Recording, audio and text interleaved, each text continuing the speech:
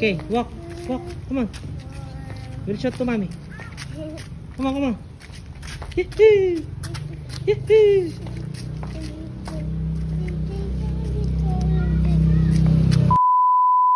At eto na nga mga guys, after nga nating iserve si Mami, pag-prepare siya ng breakfast at ihatid sa work niya, eto, si Gino naman yung ihahatid natin. So by the way pala guys, yan yung anak ko ngayon lang ulit makakapasok.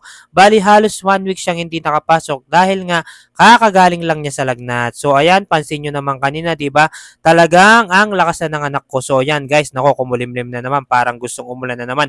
At ayun na pala guys, nandito na kami sa school ni Gino. Syempre, bababay muna siya guys. So ayun, bali may 2 hours pa ako dito guys. So alam nyo na ang gagawin natin. Ayan, Daddy Jepo nyo, sesegway ng mga paninda. At eto, matraffic na dahil nga first day of school. Pero Daddy Jepo nyo, in-enjoy lang yan. At ayan, pakanta-kanta pa siya. So ayan guys, ayun, dinat na tayo ng ulan. Buti na lang at nagsasakyan tayo kasi nga baka mabasa yung mga bibilhin natin. At ayun, mabilisan na lang guys, nandito na ako sa pagbibilhan ng itlog. Actually guys, wala naman talaga sa plano kong bumili ng itlog. Ayan, tinry ko lang talaga kasi nga nakalimutan ko yung tray. So ayan, buti na lang mabait yung pinagkukuhanan ko. Sabi ko, balik ko na lang yung tray. At maraming salamat sa dalawang boys na to. Syempre, may pampaswerte tayo dyan. At ipa-follow na daw nila ako sa vlog. At ayun guys, nandito na tayo sa palengke. Ito, dadaan ako kung gusto nyong matawag ng maganda. At ito, gwapo dyan. Daan lang kayo dyan.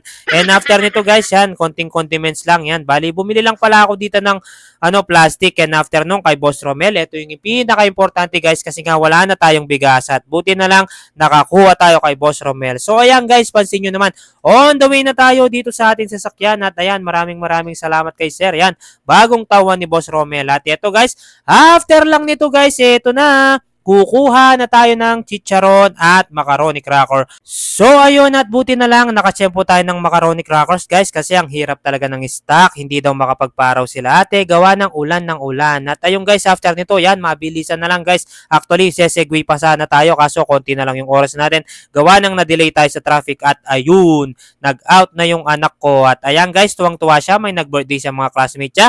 So yan, pansin nyo naman, may loot bag siya. At tuwang-tuwa yung anak ko. Sana all na ganti ka sa birthday mo. And after nun guys, ito, pabalik na kami sa bahay namin. Nandito na kami sa village. And boom! Papasok na si Gino. So ano pa bang gagawin natin guys? Kasi may mga sinegway tayo. Ito na, i-discarga na natin ng mag-isa yan. So yan, pansin nyo naman. Daddy Jepo nyo, tuloy-tuloy lang sa pag-grind. Basta kahit saan tayo dumaan guys. At along the way naman, alam nyo naman, walang nasasayang na gas at walang nasasayang na patak ng pagod natin guys. Yan, para sulit na sulit yung araw natin guys at saka yung oras natin, kailangan maging productive tayo. Yan yata talaga dapat yung style ng isang nag-uumpisang negosyante at habang tumatagal nagiging habit lang guys. So yan, pansin nyo, halos patapos na ako dito. Sana'y hindi kayo magsawa sa panonood ng mga vlog ko guys. Basta tuloy-tuloy lang tayo sa kasipagan at pagsiserve sa family ko.